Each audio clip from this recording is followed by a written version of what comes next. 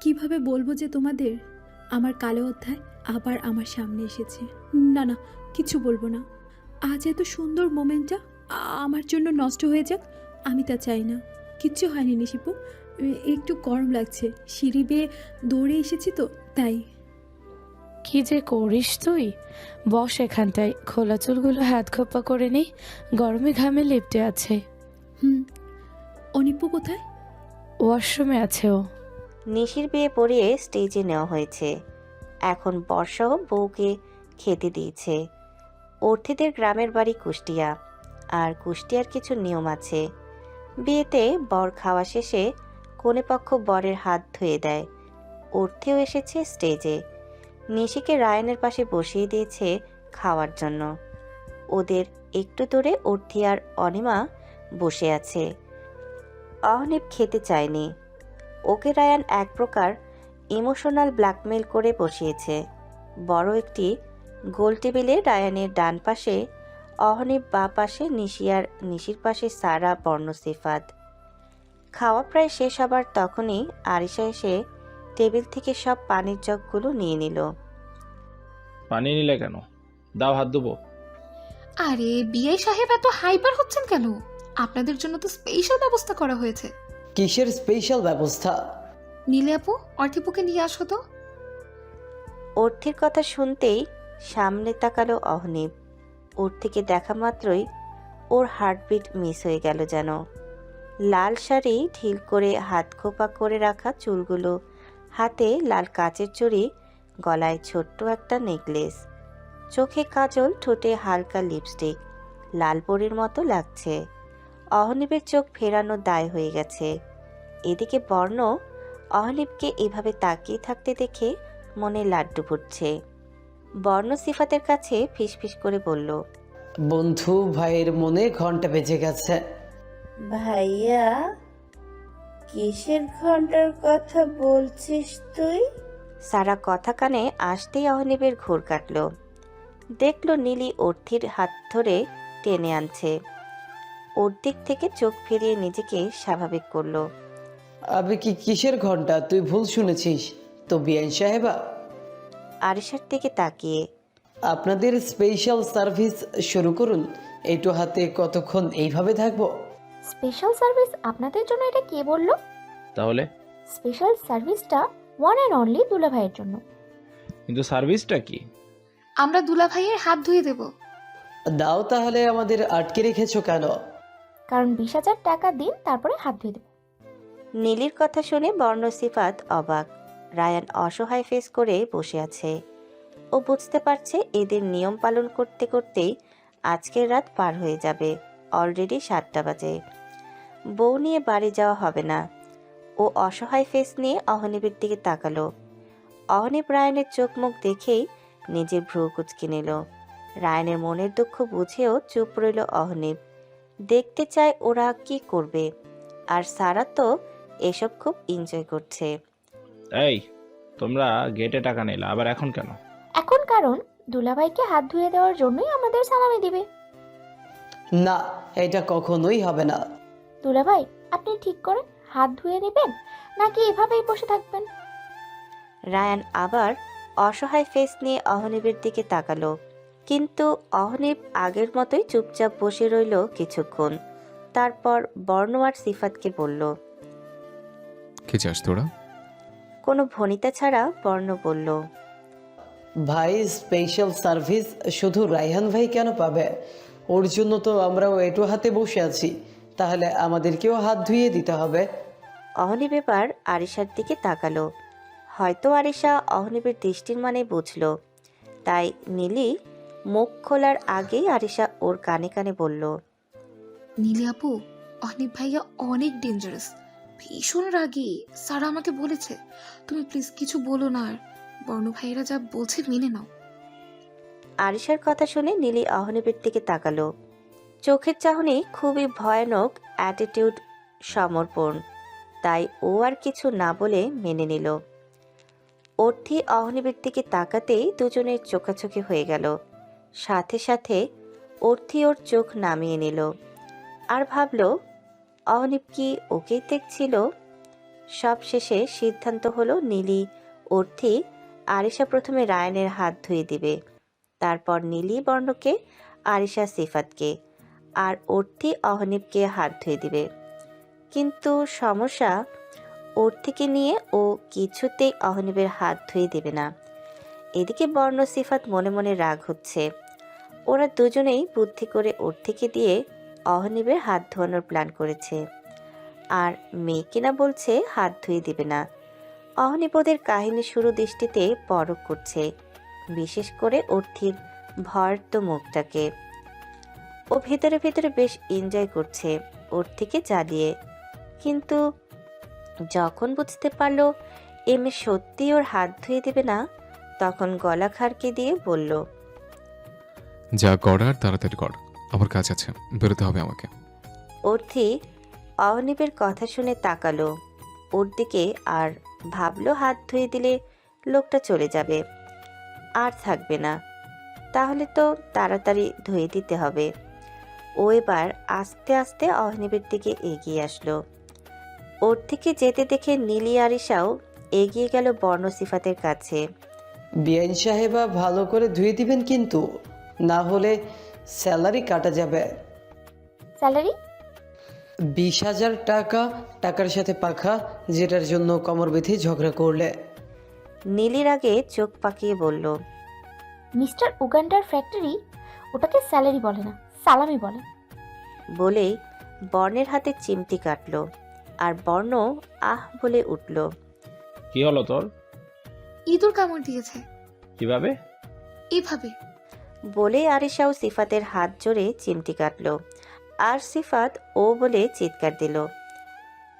এই ভাইয়া, তোরা কি আহ ও শুরু করেছিস? এদিকে আমি কিভাবে হাত ধুবো? সারা, তুই একটু বস, আমি আর আরিশা ধুয়ে নেব। সারা মিষ্টি করে হেসে বলল, ওকে। অর্থি সাহস দেখিয়ে এগিয়ে আসলেও অহনীপের কাছে আসতেই কাঁপাকাঁপি শুরু করছে। অহনীপ বসে আছে আর অর্থি দাঁড়িয়ে। অর্থি হাতটা ধরতে গেলে শাড়ির আঁচল ঝামেলা করছে। একটু নিচে হলেই আঁচল বারবার হাতের উপর এসে পড়ে। সেটা দেখে অহনীপ বলল, আঁচলটা কোমরে পেঁচিয়ে নাও। অর্থি চোখ তুলে তাকালো অহনীপের দিকে, কিঞ্চিত লজ্জা পেল। আস্তে করে আঁচলটা কোমরে পেঁচিয়ে নিল, তারপর কাঁপা কাঁপা হাতে অহনীপের হাতটা ধরল। সাথে সাথে অহনীপ যেন ঝটকা খেল, শরীর জুড়ে শীতল হাওয়া বয়ে গেল। অদ্ভুত এক ভালোবাসা কাজ করছে ওর মধ্যে, কিন্তু বুঝতে পারছে না কেন এমন হচ্ছে। এমন না যে ও অবুঝ, ও বুঝে সব কিছুই, বুঝে শুধু এটা বুঝে না এই মেয়ের সান্নিধ্যে আসলে তার এমন কেন লাগে। অনিমা আর নিশি একই বয়সের, ধরতে গেলে কয়েক মাসের বড়, তাই ও ইচ্ছা করেই গেট ধরা হাত ধোয়ার মধ্যে যায়নি। নীলি অর্থীদের স্টেজে রেখে অনিমা বাড়ির সামনে ফোনে কথা বলছিল। পেছনে ঘুরতে কারো শক্ত বক্ষস্থলে ধাক্কা খেল। তাল সামলাতে না পেরে পড়ে যেতেই পৌরশালী দুইটা শক্ত হাত কোমর জড়িয়ে ধরল। অনিমা চোখ তুলে মানুষটাকে দেখতেই হতভম্ব হয়ে গেল। নিজের চোখ বিশ্বাস করতে পারছে না এতগুলো বছর পর আবার তার সাথে দেখা। তুমি ঠিক আছো? অনিমা নিজের দৃষ্টি নত করলো, আস্তে করে বলল, ঠিক তো, আমাকে থাকতেই হবে। পুরুষটি অনিমাকে ছেড়ে দাঁড় করালো। অনিমা আর কিছু না বলে চলে যেতে নিলেই হাত টান অনুভব করলো। পিছনে তাকিয়ে দেখলো পুরুষটি ওর হাত ধরে আছে। চাপা স্বরে বলল, হাত ছাড়ো আদে। কেমন আছো অনি? অনিমা ঝাটকা মেরে হাত ছাড়িয়ে নিয়ে বলল, যেমনই থাকি, তোমার শুনি কি কাজ? আর নেক্সট টাইম আমার হাত ধরার চেষ্টাও করো না, এই হাত ধরার অধিকার তুমি হারিয়েছো। অনিমা আর এক মুহূর্ত দাঁড়ালো না, বড় বড় পা ফেলে বাড়ির মধ্যে চলে গেল। আদিল শুধু দেখলো অনিমার চলে যাওয়া, আর অনুভব করলো বুকের বাঁ পাশটার খালি জায়গা। বরপক্ষ বউ নিয়ে নিজ গন্তব্যে যাত্রা শুরু করবে কিছুক্ষণের মধ্যেই, সে তোড়জোড় চলছে। বড়রা স্টেজে কথা বলছেন, তার পাশে ছোটরা বর বউ নিয়ে গল্প করছে। সার্ভেন্টরা নিজ গতিতে কাজ করছে। আদিল অনিমার সাথে দেখা হবার পরেই অহনিবের থেকে বিদায় নিয়ে চলে গেছে। অর্থি এখন নিজ রুমে এসেছে, উদ্দেশ্য ফ্রেশ হওয়া। ওয়াশরুমের দরজার কাছে আসতেই কে যেন রুমের দরজার বাহির থেকে লক করে দিল। দরজা বন্ধ করা পেতেই অর্থি দৌড়ে দরজার কাছে এসে বাড়ি দিয়ে বলল, কে বাইরে কে? উত্তর এলো না। দরজা ওপাশ থেকে কিন্তু তৎক্ষণাৎ রুমের লাইট অফ হয়ে গেল, যেটা অর্থিকে ভীতু করে তুলল। দরজার বাহিরে দাঁড়িয়ে আছে রামিম, মনে তার পৈশাচিক আনন্দ। এখন এই মুহূর্তে তুমি আমার হবে বেবি। আজ থেকে আমি ছাড়া তোমার আর কোনো গতি থাকবে না। নিস্তব্ধ পরিবেশ, পুরো বাড়ির মধ্যে মানুষ ছড়িয়ে ছিটিয়ে আছে। মুহূর্তের মধ্যেই বিয়ে বাড়ি যেন শোক বাড়িতে পরিণত হলো।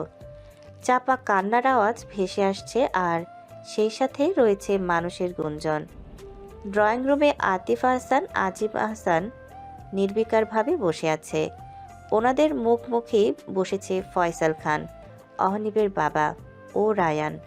ওনাদের পাশেই অনেক ক্ষতবিক্ষত রামিমের কলার চেপে ধরে আছে। সাথে বর্ণ সিফাতও অনেকের কিছু বন্ধু দাঁড়িয়ে। কয়েক মিনিট অতিবাহিত হবার পরেই সদর দরজা দিয়ে দৌড়ে ঢুকলেন এক মহিলা ও বয়স্ক মুরব্বী। ভেতরে এসেই মহিলাটি রামিমের রক্তমুখ দেখে সোজা গিয়ে পা চেপে ধরলেন আতিফ আহসানের। ভাইজান, ও ভাইজান, আমার ছেলেটারে অনেক মাইরা ফেলবে, ওকে বাঁচান। আতিফ আহসান রাগে ঘৃণায় মহিলার হাতটি ঝাক্কা মেরে ফেলে পড়ল। সরে যা, আমার থেকে দূরে যা। কোন মুখে ওকে বাঁচাতে চাইছিস তুই লতিফা? আহ মা, এত কাঁদছো কেন? কেন এলে বলো তো? নানিকে নিয়ে বাড়িতে যাও, বরণডালা সাজাও। ছেলে বউ নিয়ে যাবে কিছুক্ষণ পর। রামিমের কথা শেষ হতে দেরি, কিন্তু মুখের উপর পরপর 3টা ঘুষি পড়তে দেরি হলো না। এত মার খাওয়ার পরেও তোর তেজ কমবে না? মরতে চাস তুই? শালাবাবু সম্মা। ওইটুকু বলতেই অনেক আবার মারতে উদ্যত হয়, সাথে সাথে বর্ণ সিফাত টেনে ছাড়ায়। ভাই ভাই থামুন, এবার সত্যিই মরে যাবে। ওকে মারতেই চাই। ওর মতো বাস্টার্ডের বেঁচে থাকার কোনো অধিকার নেই। বলেই আবার তেড়ে আসছিল অনেক। তখনই পেছন থেকে ওর বন্ধুরা ওকে আটকায়। ওকে মারতে দেখে লতিফা বেগম হাউমাউ করে কান্না জোরে দেয়। রামিমের নানি বললেন, হায় হায় রে, আমার বাচ্চা নাতিটারে কেমনে মারতাছে। ড্রয়িং রুমের আনাচে কানাচে স্বল্প সংখ্যক যে পাড়া প্রতিবেশী আছে তারা সব দেখছে আর কানাঘুষা করছে। কেউ বলছে অর্থির এখন কি হবে, এমন মেয়েকে কেই বা বিয়ে করবে। আবার কেউ কেউ বলছে আগে থেকেই এঙ্গেজমেন্ট হয়েছিল, তার মানে ওরা ইচ্ছাতেই এক ঘরে ঢুকেছে। তাহলে এত কাহিনী করার কি আছে, বিয়ে দিয়ে দিলেই তো পারে। এমন মেয়েরা এই এলাকায় থাকলে পরিবেশ নষ্ট হবে। পাশের বাসার এক মহিলা বললেন, এমন মারামারি না করে এই ছেলের সাথে বিয়ে দিলেই তো হয়।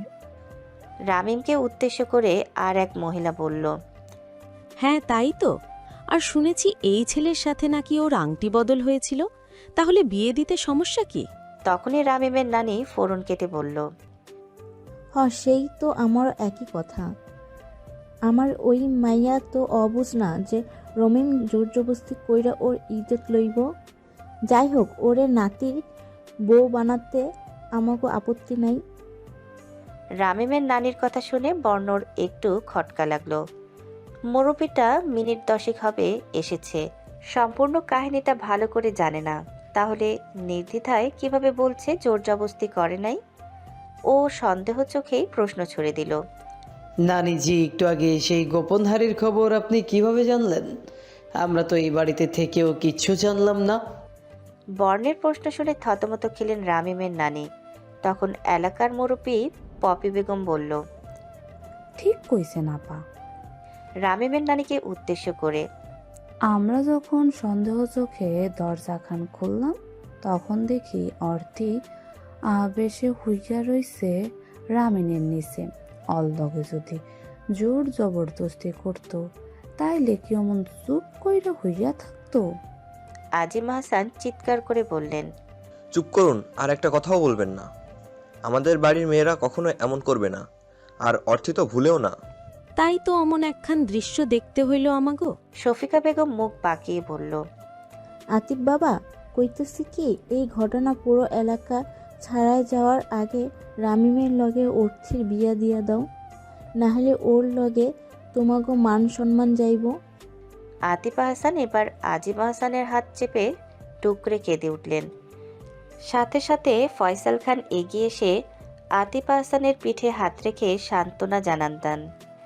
আজিমা হাসান অসহায়ভাবে ভাইকে শক্ত করে বুকে চেপে ধরে। অনেকের দিকে তাকিয়ে বললেন রামিমকে নিয়ে নিচের গেস্ট রুমে যেতে আর ডাক্তারকে খবর দিয়ে চিকিৎসা দিতে। অনেক অবাক হয়ে বড় বাবার দিকে তাকিয়ে থাকলো। ও ভাবতেই পারছে না এই জানোয়ারের সঙ্গে ওর বোনের বিয়ে দিতে রাজি হবে। কিছু বলার জন্য হাঁ করতেই ওর বাবা কঠিন আদেশ জারি করে বলল, যা বলছি তা চুপচাপ কর অনিক, আমি এখন বেশি কথা চাইছি না। অজ্ঞাত অনেক না চাইতেও রামিমকে গেস্ট রুমে নিয়ে গেল। আর প্ল্যান সাকসেসফুল হচ্ছে দেখে মনে মনে শয়তান হাসি দিল রামিম। বর্ণসিফাত অসহায়ভাবে একে অপরের দিকে তাকিয়ে থাকলো। যা ভেবেছিল তা এত তাড়াতাড়ি এভাবে ভেস্তে যাবে তা ভাবতেও পারেনি। তবে ওদের বর্তমানে অর্থের জন্য খুব কষ্ট লাগছে। ওদের সবার থেকে বেশ দূরত্ব বজায় রেখে সিঙ্গেল সোফায় পায়ের ওপর পা তুলে বসে এতক্ষণ সবকিছু শান্ত দৃষ্টিতে পরখ করছিল অহনীপ, যেন কোনো বিশেষ মুহূর্তের অপেক্ষা করছিল। হয়তো মুহূর্তটা চলে এসেছে, তাই সোফা ছেড়ে দাঁড়ালো কয়েক কদম এগিয়ে বর্ণ আর সিফাতের দিকে তাকিয়ে বলল, কিছুক্ষণ পর আদিল আসবে। ও আসলে দায়িত্ব সহকারে ডোর অফ করে দিবে। ডোর একবার অফ হওয়ার পর আমার অনুমতি ছাড়া একটা পিঁপড়া যেন বাইরে যেতে বা ভিতরে প্রবেশ করতে না পারে। বলেই কটকট করে সিঁড়ি বেয়ে দোতলায় উঠে গেল। এদিকে বর্ণ হতভম্ব হয়ে সিফাতের বা হাত আঁকড়ে ধরে বলল, লে হালুয়া, চোখের চাহনি বলে দিচ্ছে ঝড় আগা। আবে রাখ তোর হিন্দি, অনিক ভাই গেল কই? শালা, চোখ তুলা তাকা, দেখ কই যাচ্ছে। সিফাত, আমি রহস্য রহস্য গন্ধ পাচ্ছি। আমিও। অহনীপের যাওয়ার দিকে তাকিয়ে দোতলায় চাপা কান্নার আওয়াজ কানে বাড়ি খাচ্ছে। একটু রুমে রুবিয়া হাসান আর নীলিয়া হাসান মুখে আঁচল চেপে কান্না করছে। তারা মেয়ের নেতিয়ে পড়া দেহটা দেখে আর একটুও রুমে দাঁড়াতে পারেনি। ওনাদের সান্ত্বনা দিচ্ছেন রীতা ও সায়রা খান, অহনীপ ও সিফাতের আম্মু। পাশে সোফায় নিশির করে মাথা রেখে শুয়ে আছে আরিশা আর ওর পাশে বসা সারা। অহনীপ ওনাদের এক পলক দেখে এগিয়ে গেল অর্থির রুমের দিকে। দরজা হালকা ধাক্কা দিতেই চোখের সামনে ভেসে উঠল এলোমেলো শাড়িতে অনিমার কোলে মুখ গুজে পড়ে থাকা বিধ্বস্ত অর্থিকে। অর্থির ক্ষণে ক্ষণে কেঁপে ওঠা দুর্বলতা শরীরটা দেখেই অহনীপ চোখ দুটো বন্ধ করে ফেলল। অনুভব করলো বুকের মধ্যে কোথাও চিনচিনে ব্যথা করছে। পেছন ফিরে জোরে জোরে কয়েকবার নিঃশ্বাস নিল অহনীপ। তারপর আবার সামনে ফিরে অনিমাকে বলল, অনিমা, আমি অর্থের সঙ্গে কিছু কথা বলতে চাই। অনিমা খুবই বিচক্ষণ একটা মেয়ে। ওর ফুপির থেকে শুনেছে খানবাড়ির বড় ছেলে হিসেবে অহনীপ কেমন। নিশি আর রায়ানের বিয়ে love marriage plus arrange marriage দুটোই। রায়ানের মাকে নিয়ে যেহেতু অহনীপের বাড়িতে থাকে, সেই ক্ষেত্রে আজিমা হাসান প্রথমে বিয়েতে নারাজ ছিলেন মেয়ের ভবিষ্যৎ ভেবে। নিশি আর আব্বুকে যথেষ্ট ভয় পায়, তাই সম্পর্কের কথা চেপে রেখে রায়ানকে বলেছিল পারিবারিকভাবে বিয়ে করবে। রায়ানও রাজি হয়েছিল নিশির কথায়। রায়ানের কথা নিশির সাথে বিয়ে হলেই হবে, সেটা লাভ ম্যারেজ হোক বা অ্যারেঞ্জ ম্যারেজ। কিন্তু বিপত্তি দেখা দিল ফ্যামিলি নিয়ে। আজিমা হাসানের মতো ছেলে বিজনেস করে টাকা ইনকাম করে, তাহলে সে তার ফ্যামিলি নিয়ে মামার বাড়ি থাকবে কেন? এদিকে তার খটকা ছিল। তখন অহনীপ আজিম আহসানকে বুঝিয়েছেন, ছেলের ফ্যামিলি কোথায় থাকে বা কেন থাকে সেটা কোনো বিষয় না। ছেলে কেমন, ছেলে আপনার মেয়েকে কেমন রাখবে, এটি আসল বিষয়। আর বড় কথা, আপনার মেয়েকে চায়। আপনি অবশ্যই আপনার মেয়েকে না জেনে শুনে কোথাও বিয়ে দেবেন না। পরিবারের খোঁজ নিন, তার আগে ছেলের খোঁজ নিন, তারপর সিদ্ধান্ত নিন আপনার মেয়েকে আমার ভাইকে দেবেন কিনা। সব খোঁজ খবর নিয়ে নিশির বিয়ের পাকা ব্যবস্থা করে। অহনীপের ডাকে অনিমার ঘোর কাটল। অনিমা অর্থের দিকে নজর দিল। ওর গরম লাগছিল, দেখে গায়ে চাদর নেয়নি।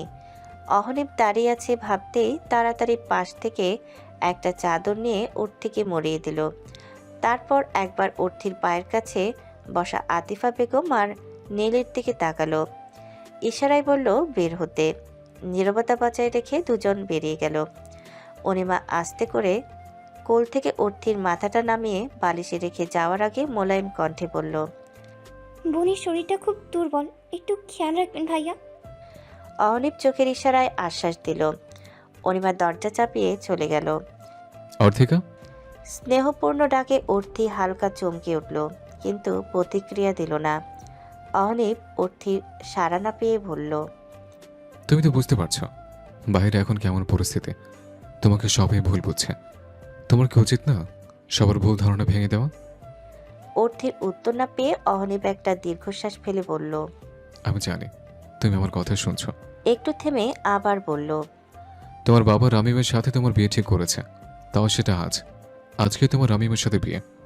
তুমি কাউকে বিয়ে করতে চাও? অর্থি এবার উঠে বসার চেষ্টা করলো। মাথা ভারী হয়ে আছে ওর, তাই টাল সামলাতে না পেরে আবার শুয়ে পড়ে। অহনীপ এগিয়ে এসে ধরতে গেলেই অর্থি হাত দেখিয়ে থামিয়ে দেয়। তারপর নিজেই উঠে বসে। অহনীপ অর্থির মুখের দিকে তাকালো। মুখটা কেমন ফ্যাকাশে হয়ে আছে, চোখের কাজল লেপ্টে আছে, চুলগুলো এলোমেলো, ঠোঁটের হালকা লিপস্টিকটা ছড়িয়ে গেছে। সন্ধ্যায় মেয়েটাকে লাল পরীর মতো লাগছিল, এখনও পরীই লাগছে, কিন্তু ওই চোখে হাজার অভিমান অভিযোগের পাহাড় দেখছে অহনীপ। আর মুখে রয়েছে অসহায়ের ছাপ, যেটা অহনীপ সহ্য করতে পারছে না। তবে মেয়েটার ধৈর্য দেখেও অবাক। যেখানে ওর মা বাবা বোন কেঁদে কেঁদে বন্যা করেছে, সেখানে এই মেয়ে শক্ত হয়ে বসে। তুমি কি চাও? অর্থি চোখের পলক ফেলে আধো আধো চোখে অহনীপকে দেখে মুচকি হেসে বলল, যেখানে আমার পরিবার আমার মিথ্যা অপবাদকে প্রশ্রয় দিয়ে আমাকে জিজ্ঞাসা না করে এত বড় সিদ্ধান্ত নিয়েছে, সেখানে আর কি চাওয়া থাকতে পারে? অহনীপ অর্থির মুচকি হাসিতে যতটা ধাক্কা খেয়েছে, তার থেকে দ্বিগুণ ধাক্কা খেলো ওর কথায়। তোমার হাতে এখনো সময় আছে, ভেবে বলো তুমি রামিমকে বিয়ে করবে? যদি বলি না, তাহলে কি হবে? অনেক কিছু হবে। তুমি শুধু তোমার মনের কথা বলবে আমাকে। একটু এগিয়ে আসলো অহনীপ, অর্থির মাথায় হাত বুলিয়ে বলল, সময় খুব সীমিত অর্থিকা, যা বলবে তাড়াতাড়ি বলো। অর্থি কেঁপে উঠল। অহনীপের আবেগ মিশ্রিত কণ্ঠে আর স্নেহমাখা ছোঁয়ায় অর্থি মুখে দুহাত চেপে ডুকরে কেঁদে উঠল। হয়তো এতক্ষণ বুকে চেপে রাখা কষ্ট বেরিয়ে আসতে চাইছে, কিন্তু অর্থি নিজেকে সামলিয়ে নিল। অহনীপের খুব ইচ্ছা করছিল অর্থিকে বুকে টেনে নিতে। তোমার কান্না মিশ্রিত নীরবতা কি অসম্মতি লক্ষণ ধরে নেব? অহনীপ ওর উত্তর পেয়ে গেছে। অর্থিকে রেখে ও আস্তে করে রুম থেকে বের হয়ে নিচে আসলো। অনিমা নীলিদের পেছনে পেছনে নেমে এসে দেখে সোফায় ফয়সাল খানের পাশে আদিল বসে আছে। এক পলক আদিলকে দেখে ড্রয়িং রুমে চোখ বুলিয়ে নিল। সবাই কেমন থমথমে মুখ নিয়ে বসে আছে। তবে এখানে লতিফা বেগমও ওনার মাকে দেখেই মেজাজ বিগড়ে গেল। তাতে দাঁত চেপে কিছুক্ষণ দাঁড়িয়ে থেকে অনেকের কাছে গিয়ে বলল, ভাই, এই মহিলা কেন এখানে? কেন আবার? তার গুণধর পুত্র আর তার পুত্রবধূ নেওয়ার জন্য এসেছে। মানে? তোমার আব্বু আর বড় বাবা রামিমের সাথে আজকেই বিয়ে দেবে আর্থিকে। কি বলছো ভাই? এই জানুয়ারির সাথে আমার বোন বিয়ে দিলেও মরে যাবে? সেটা ওনাদের কে বোঝাবে? ওনারা তো শুধু বুঝছে আর্থির বদনাম হয়েছে, রামিম বাদে কেউ ওকে বিয়ে করবে না, আর বিয়ে না হলে লজ্জায় অপমানে আর্থির মুখ দেখাতে পারবে না। অথচ কার জন্য আজ আমার বোনের অবস্থা সেটা ভাবছে না। রামিম কোথায়? উনি গেস্ট রুমে আনন্দ নিদ্রায় আচ্ছন্ন। কিছুক্ষণ পর বিয়ে, তাই শরীর চাঙ্গা করছে। একটু থেমে আবার বলল, অর্থের কি অবস্থা অনিমা? ও তো চুপচাপ শুয়ে আছে না? হ্যাঁ, না কিছুই বলছে না। অহনীপ অর্থির রুম থেকে বের হয়ে নিচে আসলো।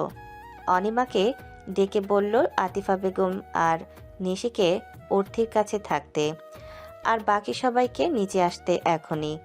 অনিমা অহনীপের কথা শুনে ভ্যাবাচাকা খেলো, কিন্তু পর মুহূর্তে অহনিবের কথা অনুযায়ী কাজ করলো। অহনিব ফয়সাল খানের সামনে গিয়ে দাঁড়ালো। বাবা, আমি অর্থেকে বিয়ে করব। মুখ থেকে কথাটা বের হওয়ার সঙ্গে সঙ্গে ড্রয়িং রুমে উপস্থিত সবার মাথায় যেন আকাশ ভেঙে পড়ল। কেউ বিশ্বাসই করতে পারছে না অহনিবের কথা। অহনিব ওর মাকে এনে ফয়সাল খানের পাশে আদিলের দিকে তাকাতেই ও উঠে গেল। সেখানে রিতা খানকে বসিয়ে ওনাদের সামনে ফ্লোরে হাঁটু গেড়ে বসে রিতা খান ও ফয়সাল খানের হাত নিজ মুঠোয় পরে স্বাভাবিক গলায় বলল, মা, বাবা, আমি অর্থেকে বিয়ে করতে চাই। তোমাদের কি কোনো প্রবলেম আছে? ফয়সাল খান নিজ ছেলেকে খুব ভালো করে চেনেন। অহনিব কখনো কোনো কাজ না জেনে শুনে করে না। যে কোনো সিদ্ধান্ত নেওয়ার আগে সে বিষয়ে গভীরভাবে ভেবে নেয়। যার দরুনে অল্প বয়সেও নিজের বাবার থেকেও পাকা বিজনেসম্যান হয়ে উঠেছে। পরিবারের সকল কাজে সঠিক সিদ্ধান্ত নিয়ে থাকে অহনিব। সেই সাথে মা, বাবা, ভাই, বোন, আত্মীয় স্বজন সবার প্রতি দায়িত্ব কর্তব্য সম্পূর্ণভাবে পালন করে। দুই ছেলের ধৈর্য, জ্ঞান, বুদ্ধি, সবার প্রতি শ্রদ্ধা ও ভালোবাসা ফয়সাল খানকে বরাবরই মুগ্ধ করে। ছোট ছেলে ভবিষ্যতের প্রতি সিরিয়াস না হলেও তার মন খাঁটি সোনা ও পানির মতো স্বচ্ছ। তবে একটু দুঃখও পায় অহনিব রাগচটা ও গম্ভীর বলে। বড় ছেলের সাথে শেষ কবে চায়ের কাপে আড্ডা দিয়েছে তা ওনার মনে নেই। অহনিব কখনো মুখ ফুটে কিছু চায়নি বা আবদার করেনি। তবে ছোট ছেলে হয়েছে অহনিবের পুরো উল্টো। তবুও তিনি মনে মনে গর্ব করে তার ছেলেদের নিয়ে। তিনি বিশ্বাস করে ওনার ছেলেরা কখনো ভুল কিছু করবে না, ভুল কোনো সিদ্ধান্ত নেবে না। এই যে অহনিব এখন হুট করে বলছে ওর থেকে বিয়ে করবে, এটারও নিশ্চয়ই কারণ আছে। যে কারণটা অহনিব নিজেই একদিন বলবে, সেটাও জানেন তিনি।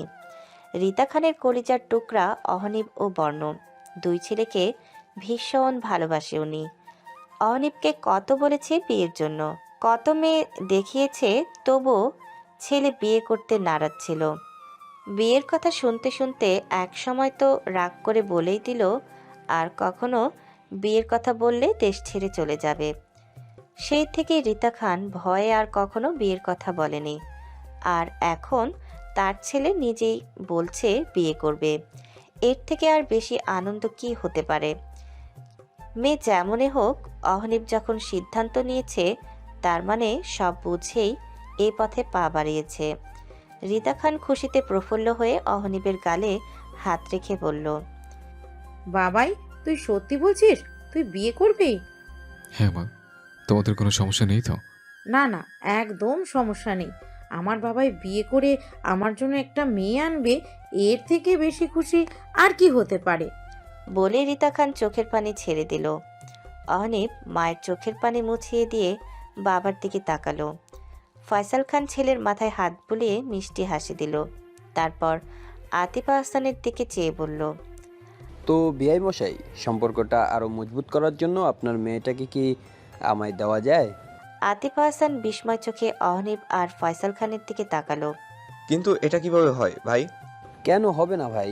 একটু আগেই কি হয়েছে ভুলে যান, এখন কি হবে সেটা ভাবুন। কিন্তু রামিন? তখনই অনেক রাগে গর্জে উঠে বলল, তোমরা কি আমার বোনকে মারতে চাও? এটা 5 বছর ধরে ভিতরে গুমড়ে গুমড়ে মরছে, এখন 4 দেয়ালের মাঝে বসে নিজের মৃত্যুর দিন গুনছে। গিয়ে দেখো, আমার কথা বিশ্বাস না হলে এখনই উপরে গিয়ে দেখো। শেষ কথাটা অনেক চিৎকার করে বলল। রুবি আহসান হু হু করে কেঁদে উঠল। অনিমা ছলছল চোখে বলল, ও বাবা, তুমি কি একটু বুঝতে পারছো না? অর্থিকে রামিমের সাথে বিয়ে দিলে ও কেমনে থাকবে? ও উপরে উপরে যতই শক্ত দেখাক সবাইকে, রাতে রাধারে কিভাবে বালিশ ভিজিয়েছে সেটা আমি দেখেছি। তুমি অহনিব ভাইয়ের প্রপোজাল অ্যাকসেপ্ট করে নাও প্লিজ। অহনিব ভাই অনেক ভালো রাখবে বোনকে। আজিম আহসান ছোট ভাইকে চোখে আশ্বাস দিলেন। কাকা চাচা হলেও আজিম আহসান, অর্থি, অনিমা অনেককে যথেষ্ট ভালোবাসেন। পরিবারের বড় ছেলে হওয়ায় উনি একটু বেশি পরিবার সম্পর্কে সিদ্ধান্ত পালন করেন। দুই ভাই বিপদ আপদে সবসময় একে অপরের পাশে থাকে। ওর থেকে অহনিব বিয়ে করতে চায় শুনে অন্ধকারের আলোর প্রদীপ দেখছে তিনি। তবুও মনে ভয় লাগছে, তার মেয়েরা যদি ভবিষ্যতে সুখী না হয়। উনি অহনীপকে বললেন, বাবা, তুমি ভেবে দেখেছো তোমার এই সিদ্ধান্তের সাথে সারা জীবন জড়িয়ে আছে, পরে আফসোস হবে না তো? আজ এই বিয়ে না করলে এখন থেকে সারা জীবন আফসোস করতে হবে আমাকে, এটা আপনাকে গ্যারান্টি দিতে পারি। আতিফা হাসান ও আজিমা হাসান মনে সাহস পেল। অহনীপ আদিলকে বলল, সব রেডি? ইয়া, সব রেডি। তুই 5 মিনিট ওয়েট কর, ওরা এখনই উপরে আসছে। এটা কি হচ্ছে ভাইজান?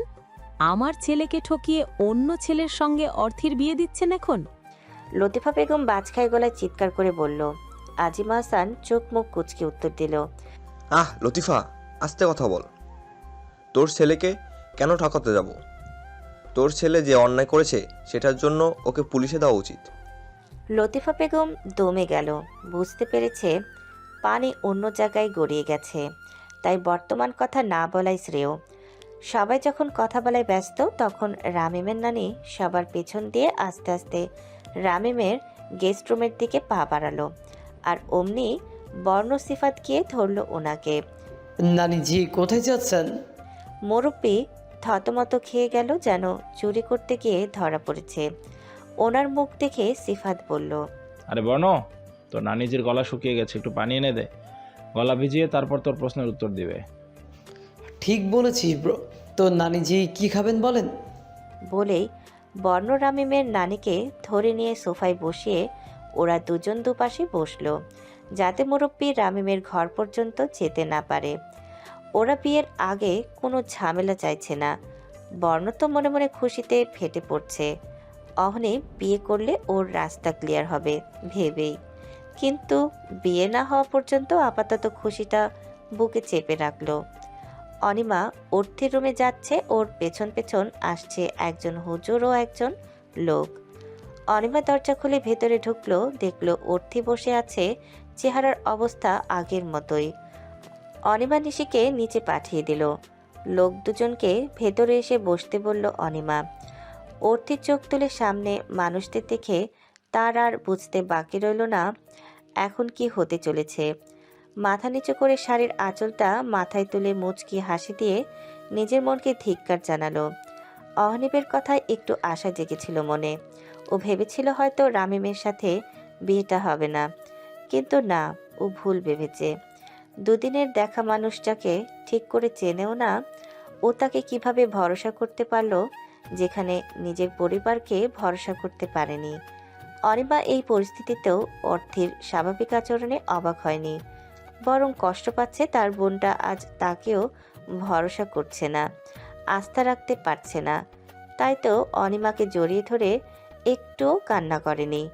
অনিমার বুকটা ফেটে যাচ্ছে, ওর ইচ্ছা করছে চিৎকার করে বলতে, অর্থি বোন, কান্না কর, আমাকে বল কি হয়েছে তোর সাথে। চুপ থাকিস না, আমার ভয় লাগছে।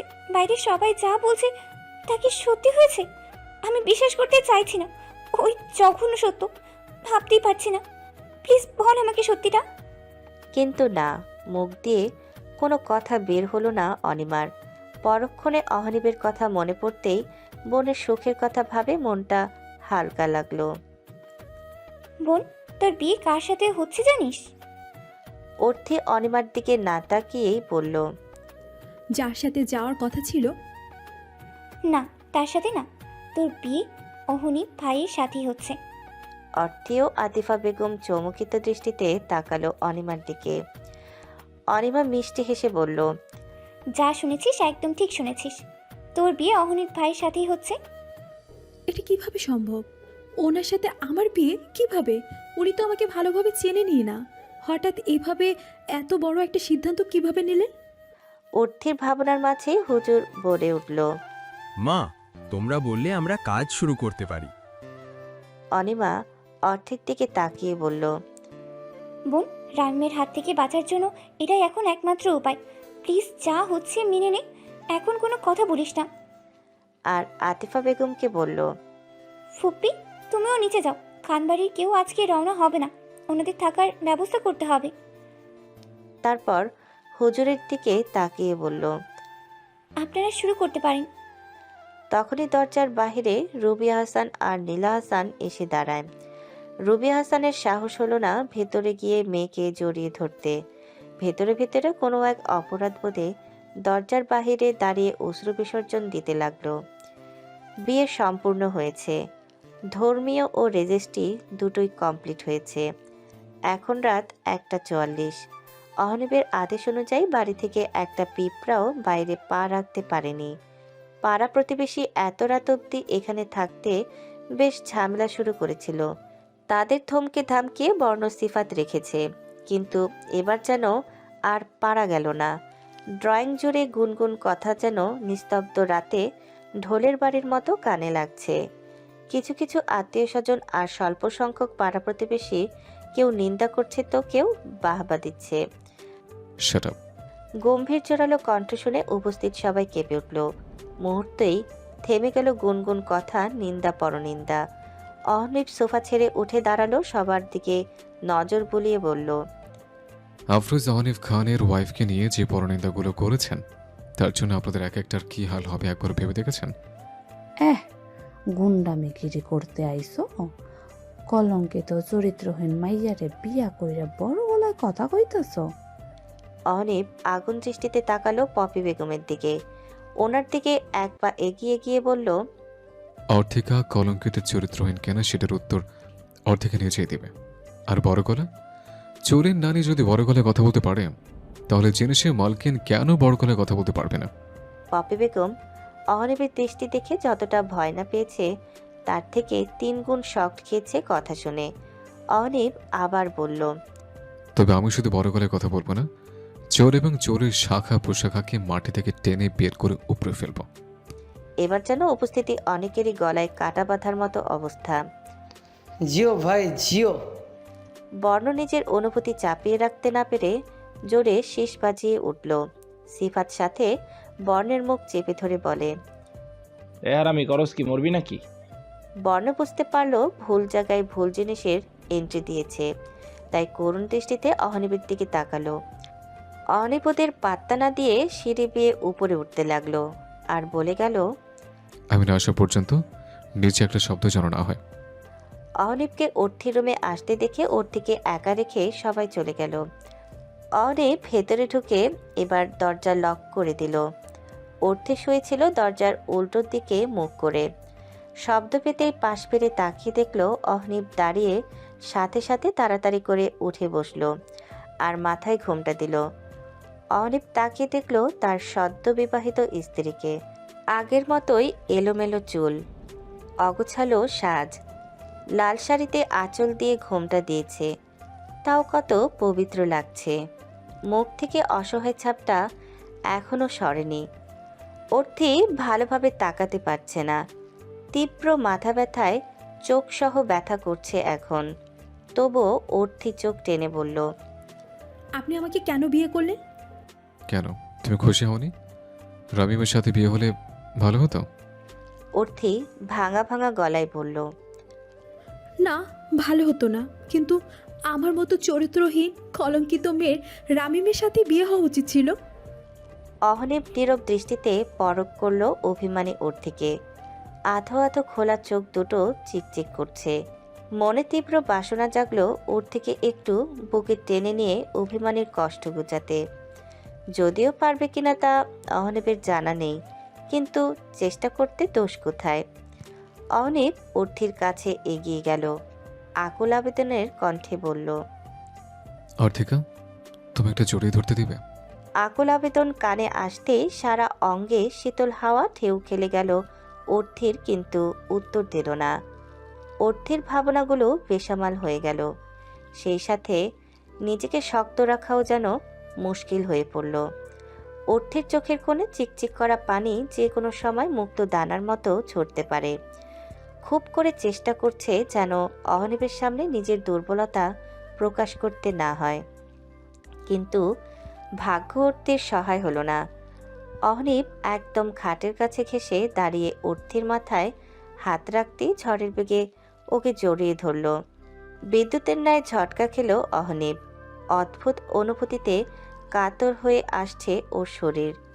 পরক্ষণে অর্থির ফুপিয়ে কান্নার আওয়াজ হুঁশ ফেরে। অহনীপ নিজেও আলতো হাতে জড়িয়ে নিল নিজের সাথে। তোমার কি শরীর খারাপ লাগছে অর্থিকা? বুকের মধ্যে তোলপাড় শুরু হয়ে গেল। অর্থি এবার আরো জোরে কান্না শুরু করে দিল। আগের থেকে আরো শক্ত হাতে আবদ্ধ করে ভাঙা ভাঙা গলায় বলল, আমার খুব কষ্ট হচ্ছে, বুকের ভিতরে ব্যথা করছে। ওরা কিভাবে পারলো আমাকে এভাবে মিথ্যে অপবাদ দিতে? অর্থের চেপে রাখা কষ্ট ভেঙে চড়ে বের হচ্ছে। অহনীপ করুণ দৃষ্টিতে তাকিয়ে আছে। ভাবছে মেয়েটাকে যতটা কঠিন শক্ত মনে হয় তার থেকেও নরম, না হলে এভাবে তার মূল্যবান অশ্রু বিসর্জন দিত না।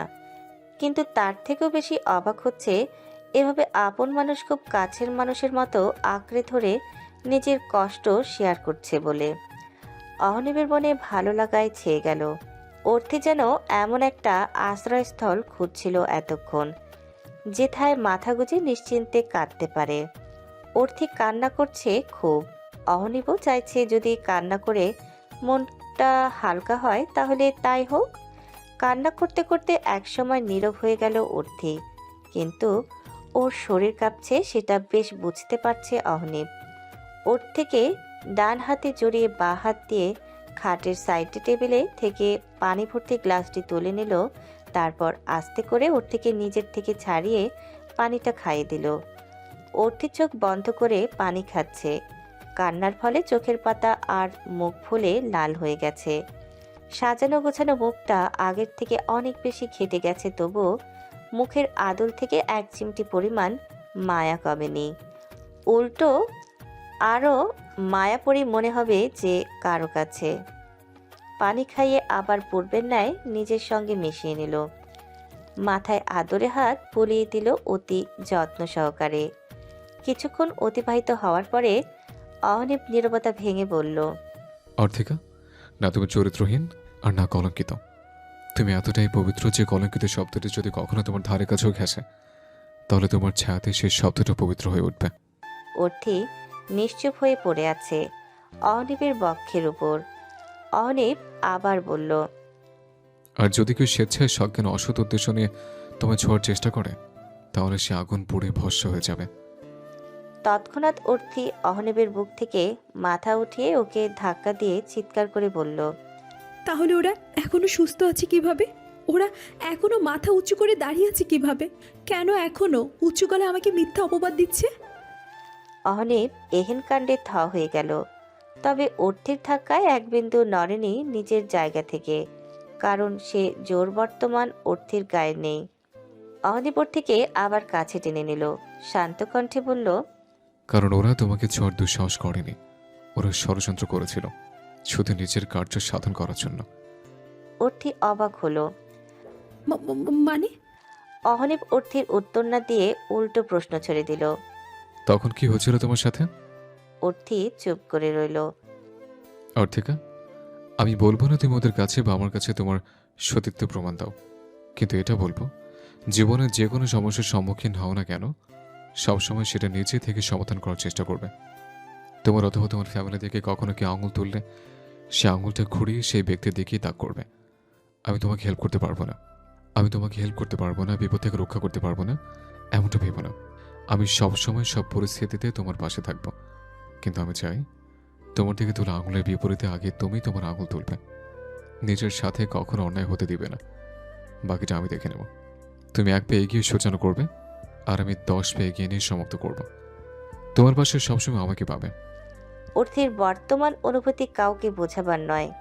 ও ভাবতেই পারছে না এই দুর্ঘটনাকে কেন্দ্র করে জীবনে এরকম একটা দায়িত্ববান মানুষকে স্বামী হিসেবে পেয়েছে, যাকে মুহূর্তের মধ্যেই নিজের সব থেকে কাছের আপন মানুষ মনে হচ্ছে অর্থির। মাথার ওপর স্বামী নামক ভরসার হাত সব মেয়েরই কাম্য, সেটা অর্থের ক্ষেত্রেও ব্যতিক্রম নয়। আবেগে প্রফুল্ল হয়ে উঠল ওর মন। নিচে যারা তোমায় নিয়ে সমালোচনা করছে তাদের এই সুযোগটাও তুমি দিয়েছ। আমি কিভাবে? তুমি যদি চুপ না থেকে ওদের মুখের উপর সঠিকভাবে জবাবটা দিতে তাহলে ওদের সাহস হতো না তোমাকে কটু কথা বলার। তুমি সুযোগ দিচ্ছ আর ওরা সেটা লুফে নিচ্ছে। ওর থেকে চুপ থাকতে দেখে অহনীপ দীর্ঘশ্বাস ফেলে আবার বলল, তখনকার সব ঘটনা খুলে বলো অর্থিকা, কি হয়েছিল তোমার সাথে? সময় তখন 8টা। আমি রুমে এসেছিলাম ফ্রেশ হবার জন্য। নিশিপুকে নিয়ে রায়ান ভাইয়ারা 9টার মধ্যে রওনা দিবে, সেজন্য স্টেজেই ছিল সবাই। শুধু অনিপুকে দেখিনি সেখানে, না হলে অনিপুকে সাথে নিয়ে আসতাম।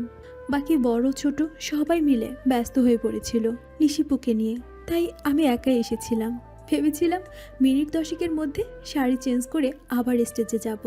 বাড়ির মধ্যে ফাঁকা জায়গা ছিল, শুধু কিছু সার্ভেন্ট আসা যাওয়া করছিল নিচতলায় জিনিসপত্র নিয়ে আসার জন্য।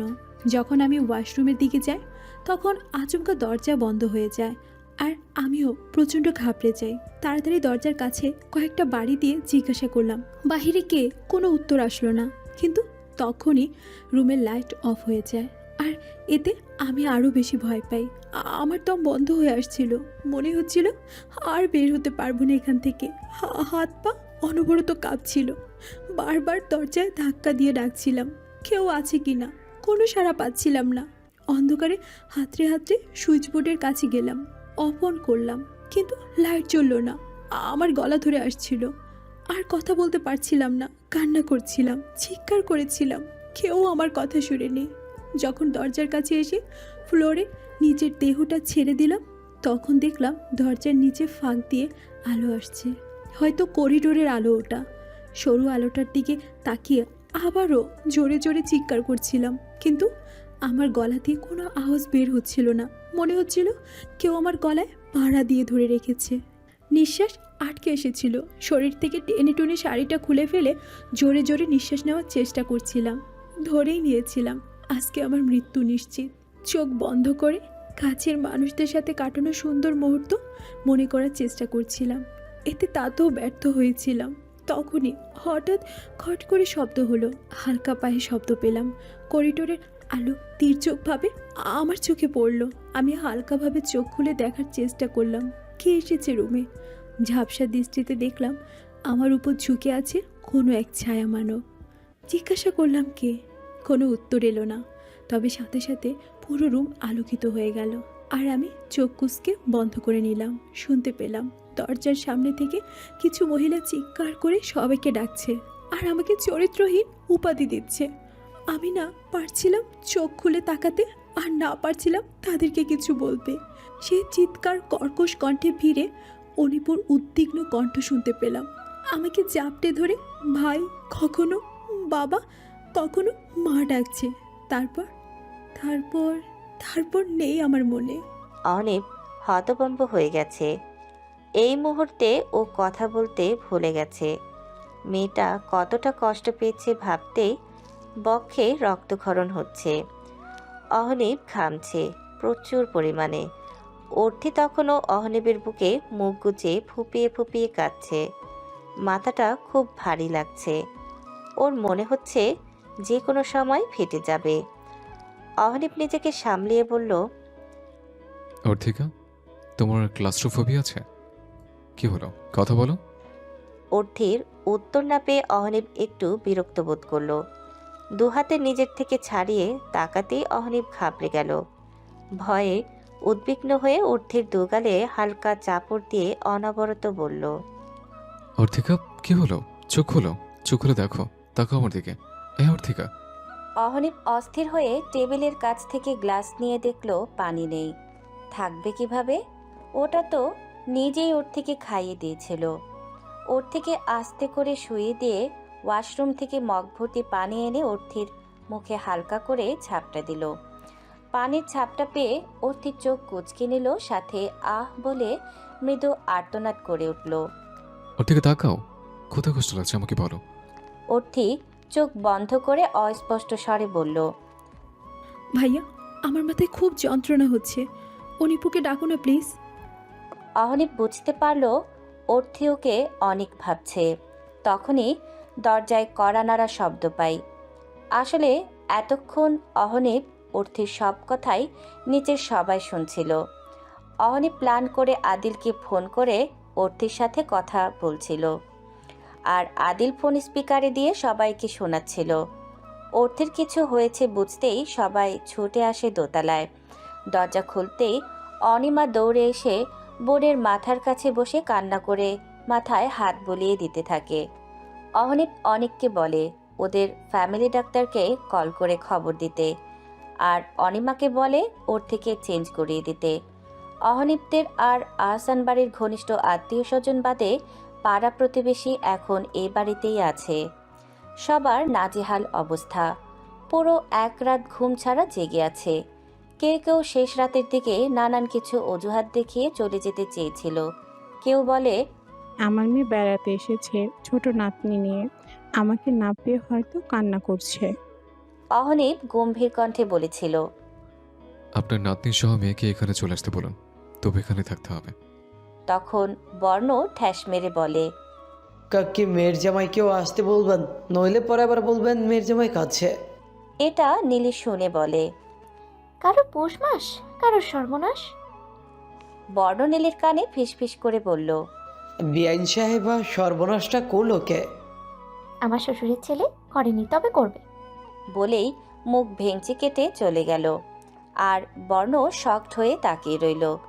সবাই খুব হতাশ হয়, সাথে মনে মনে দৃঢ় প্রতিজ্ঞাও করে, আর জীবনে কখনো কারো ব্যাপারে নাক গলাবে না। এবারের মতো এই পরিস্থিতি থেকে ছাড়া পেলেই হলো।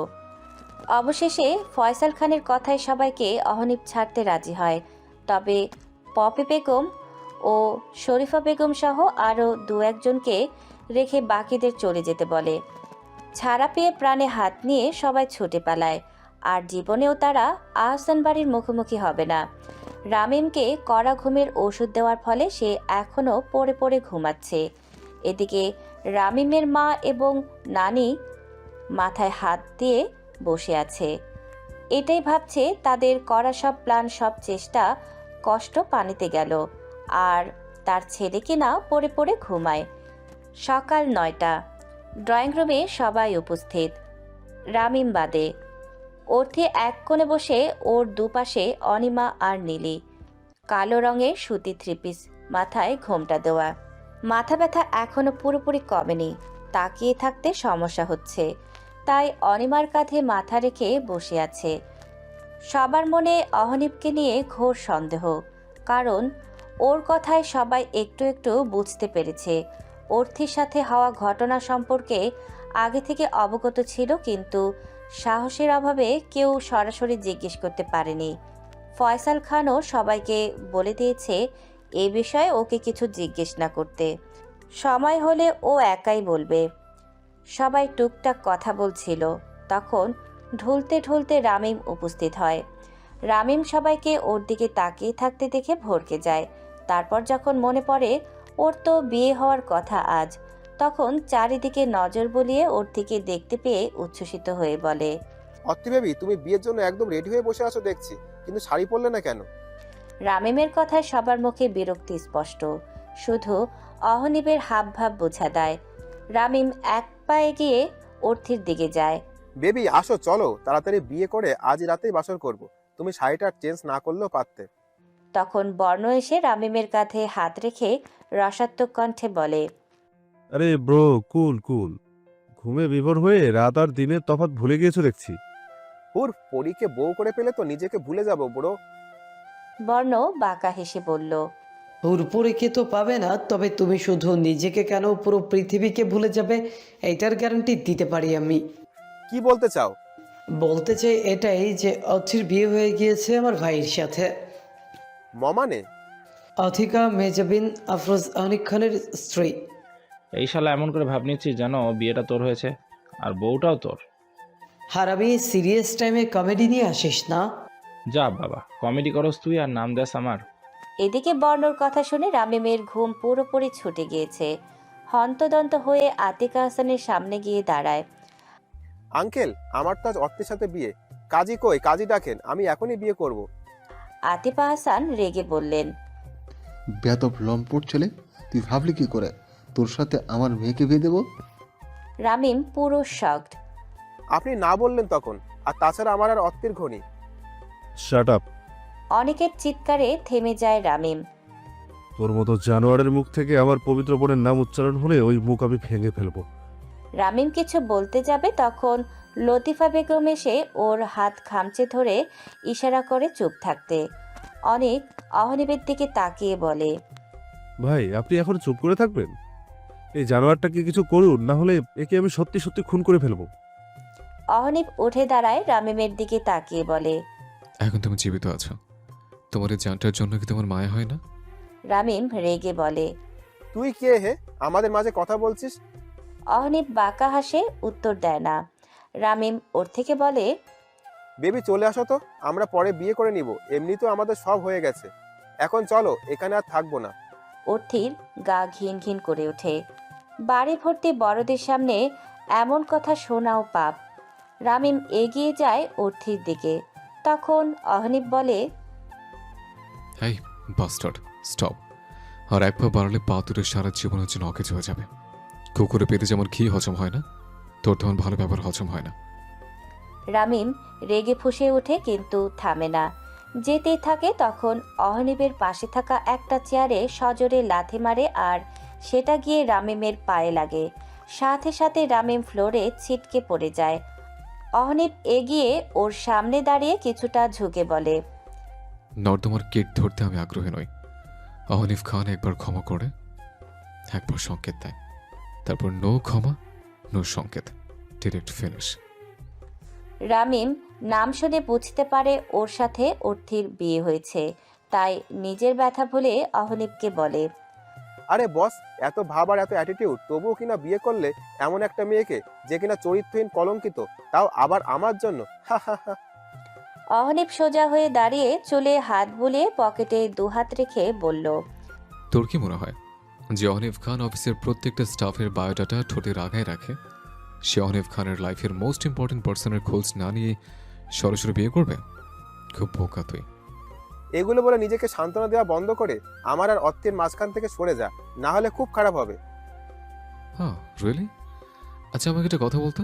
তুই প্ল্যান করেছিস, ভালো কথা, কিন্তু এই দুই মুরব্বীকে কেন টানলি এগুলোর মধ্যে?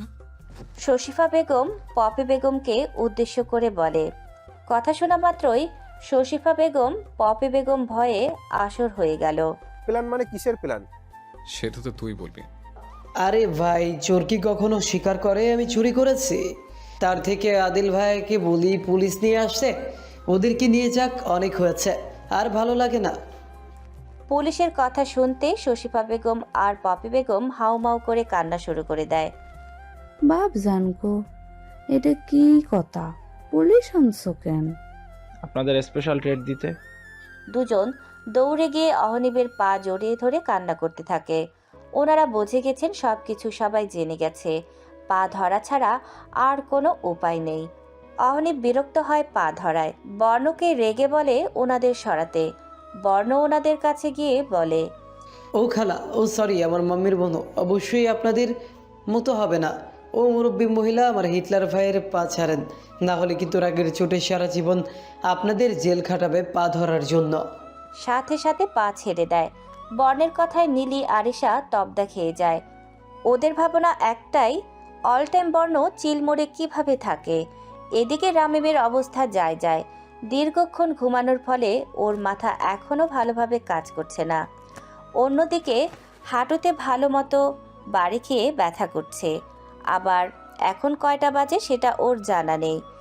এর মধ্যে অর্থির বিয়ে, সবার সব কিছু জানা, কি থেকে কি হয়ে গেল কিছু বুঝতে পারছে না। রামিম লতিফা বেগমের দিকে তাকিয়ে দেখে কাঁদো কাঁদো মুখে দাঁড়িয়ে আছে, আর ওর নানি পান চিবোতে চিবোতে মুখ বাঁকিয়ে দেখছে সব। ওর ভাবনার সুতা ছিল অহনীপের ঠান্ডা হুমকিতে। কি বলেছে? একবার ক্ষমা, একবার সংকেত, তারপর ডিরেক্ট ফিনিশ। তিনটার মধ্যে অলরেডি দুটো তুই অতিক্রম করে ফেলেছিস, সো সাবধানে থাকিস। নীলি অর্থির হাত চেপে ধরে বলল, বই, তুই আমার ক্রাশে কেমনে বিয়ে করতে পারলি? একটু কষ্ট হইল না আমার জন্য? অর্থি চুপ করে নীলিকে, দেখ না কি অ্যাট্রাকটিভ, পুরোই আগুন মাইরি। হায় হায়, মেরা দিল টুট গয়া। অর্থির হাত নীলির বুকে নিয়ে অসহায় ফেস করে। বর্ণ ওদের পেছনে দাঁড়িয়েছিল, আর নীলি অর্থির দিকে বসায় ওর কাণ্ড আর কথা সব শুনে ছোট ছোট চোখ করে তাকিয়ে রইল। নীলি, কি করছিস এসব? নীলি অর্থির হাত ছেড়ে সোজা হয়ে বসে কিছু একটা বিড়বিড় করলো। আদিল পুলিশকে নিয়ে এসেছে। অহনীপের কাছে গিয়ে হাতে একটা ফাইল দিয়ে বলল তার সিগনেচার লাগবে। অহনীপ সিগনেচার করে পুলিশের সাথে কৌশল বিনিময় করে একটা পেন ড্রাইভ হাতে দিয়ে বলল, এটাই সব ভিডিও ক্লিপ আছে, আপনারা চাইলেই সিসি ক্যামেরার ফুটেজও চেক করতে পারেন। কি যে বলেন স্যার, আপনি কেস ফাইল করেছেন, এতেই যথেষ্ট। অবশ্যই যথেষ্ট না, এটা রাখুন, আর আমি চাই এদের ঠিকঠাক হাতে যত্ন করবেন আপনি।